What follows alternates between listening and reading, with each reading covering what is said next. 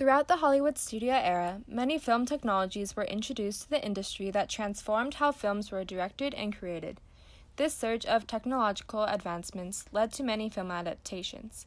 The innovations of sound technology in the film industry revolutionized the usage of film as a medium of storytelling, with the added depth of sound-sparking innovations in film techniques that allowed more complex plots and emotional depth, as well as the ability to pull the viewer into intense and moving scenes. The introduction of sound in films prompted directors to create film adaptations with more intricate storylines and elaborate settings.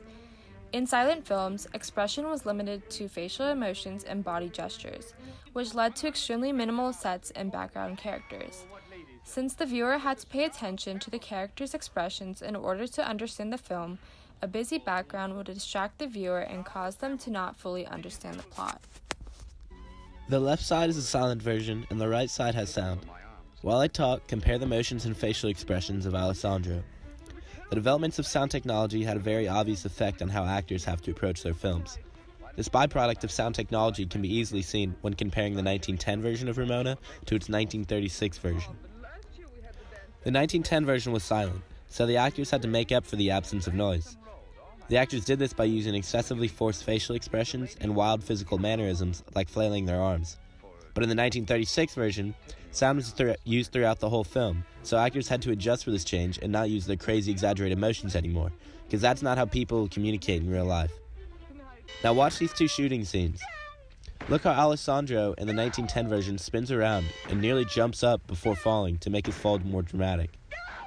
Whereas, in the 1936 version, he essentially just falls over. Now notice this next clip. In my opinion, this is one of the most profound general effects of sound in film. Alessandro is almost acting towards the camera in the silent version.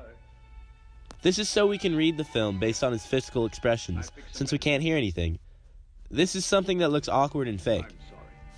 So not having to do this anymore, because of sound, adds a much realer quality to films. For example, in the other version, Alessandro has his back to the camera for a good bit of time. But it is okay here, since we can go along with the story by listening. When sound was first introduced to film, it was initially quite challenging for actors and actresses. Actors and actresses were used to acting out their emotions, not speaking them. Therefore, when they were given dialogue to speak during films, many had a hard time knowing how to verbally act. This excerpt from Singin' in the Rain, 1952, shows how many actors and actresses struggled with the concept of speaking into a microphone. Since sound was just introduced, the microphone needed to remain stationary inside the bush, limiting the actresses' movements. However, despite these challenges, the introduction of sound in film allowed actors and actresses to verbally express their emotions, allowing the overall film to be more complex and elaborate. Pierre, you shouldn't have come. Yes, my dear, that's much better now. Hold it a second. Now, Lena, look. Here's the mic.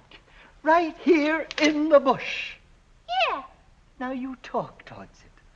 The sound goes through the cable to the box. A man records it on a big record in wax. But you have to talk into the mic first. In the bush. Despite the difficulties of adapting to this new technology, films were able to quickly learn how to use this new dimension on the medium to their advantage in storytelling. One important part of this dimension is, of course, the capability to include music into the film.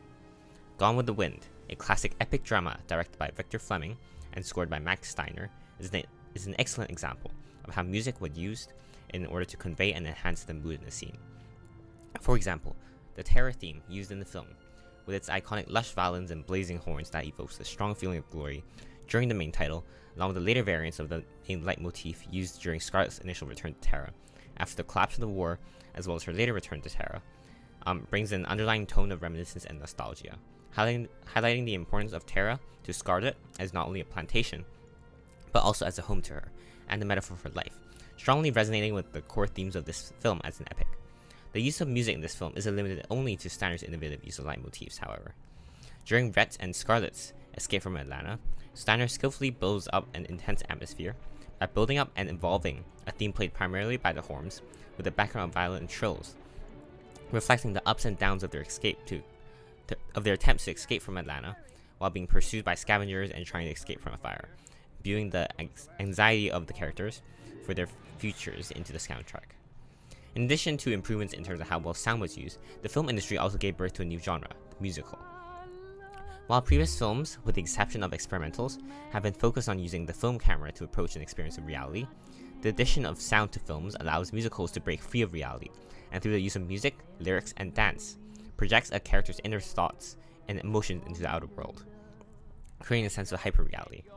One example of this would be in Jerome Robbins and Robert Wise's musical, West Side Story, where the songs sung by each character conveyed their current thoughts and emotions in a way which allows the audience to understand the character's feelings in a much deeper level.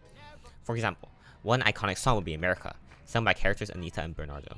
America, okay by me in America, everything free in America, for a small fee in America. During the song, the interleaved praises for her newfounded freedoms and positive qualities of American life by Anita, and criticism of the prejudice Bernardo feels as a Puerto Rican immigrant in America, vividly paints a background of racial discrimination and concerns about living in America faced by Puerto Rico immigrants.